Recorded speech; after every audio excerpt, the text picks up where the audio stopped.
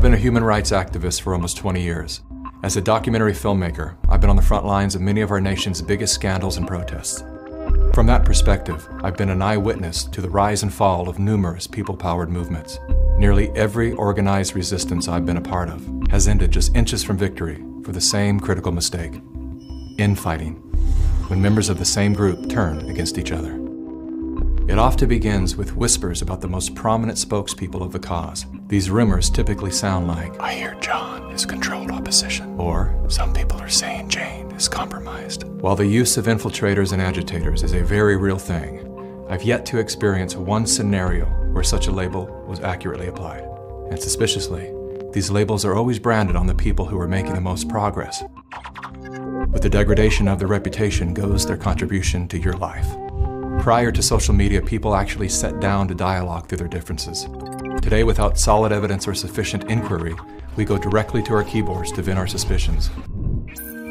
Even after the rumor is proven false or simply fades away, some level of doubt and division always remains. This is all by design. Part of what allowed so many people to walk away from Assange was some of the Me Too allegations that had surfaced and that were ultimately discredited, stuck in people's minds. The voices of propaganda are masterful at this game.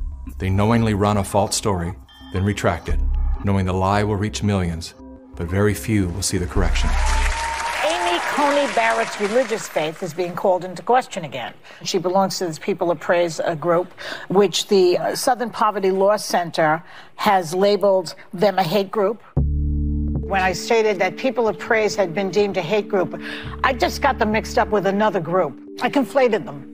Okay. That happens, it's easy to do. In the words of former CIA Director William Casey, "We'll know that our disinformation program is complete when everything the American public believes is false." The planting of divisive rumors is one of the most common tactics used in psychological warfare. As the lies bloom, like worker bees, well-intended citizens pollinate the masses with poisonous disinformation. What the gossiping bees fail to realize is that they themselves are doing the work of controlled opposition. They are literally, unwittingly, working on behalf of the very forces they believe they are resisting. Again, all of this is by design. While we've all been distracted by the latest trends and tragedies, everything that has influence on our behavior has been infiltrated by an agenda to control our thoughts. Whether their goal is to make us purchase a product, vote for a political party, or submit to experimental inoculations, there are forces at work who understand the functionalities of your mind far better than you do. Their goal is total control.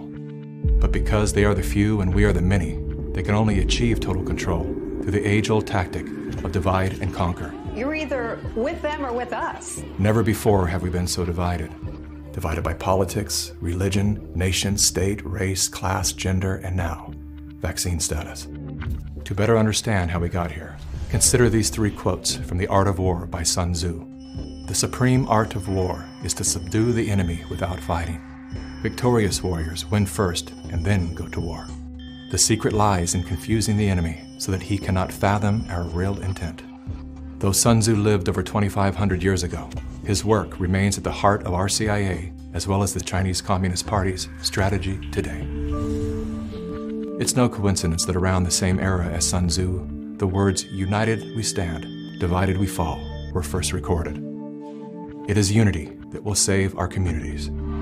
As you see in the audience, Muslims, Christians, the Jewish community, Democrats, Republicans, white, black, everyone all in between. This is the example of what you get when you choose to attack all members of the human family.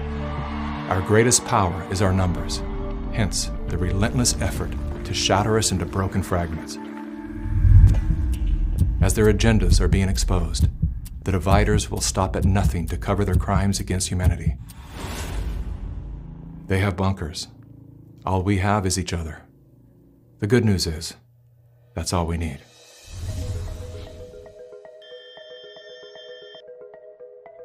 Though we are intrinsically interconnected, our minds are being wired to obsess on our differences. Contrary to social indoctrination, we do not have to be ideologically aligned to stand together. We don't even have to like each other. There is only one thing that we must agree on: that freedom is our birthright. Now is the time to let go of whatever it is you're holding on to that keeps you divided from your friends, family, and fellow humans. Rise above all the micro-dramas and distractions to see that a much bigger story is unfolding. Swallow your pride, humble yourself, let it go. I'm not suggesting that we look the other way when someone is clearly thwarting our forward momentum. There are people who deserve to be called out by name, especially those who are undermining our trust in each other. But even then, we should remember that there is a human life being affected by our words. We've been so conditioned to believe we are powerless that we've become careless with our power, like toddlers with loaded guns. How many times do we need to shoot our own foot till we realize that the power is in our hands? The only thing that can stop us at this point is us. We've all been lied to, scammed, fooled, tricked, conned, and coerced. Yes, it sucks. But here we are, wiser and stronger than we were just 3 years ago.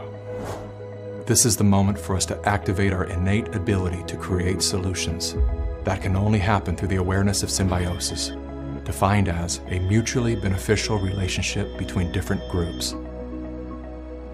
All of life depends on relationships. Every living thing is in communication, from the stars to the planets, the earth, the plants, the elements, the insects, the animals, the humans, and every cell within us. Real change out there begins with real change inside. The question is, how bad does it have to get before we're willing to change?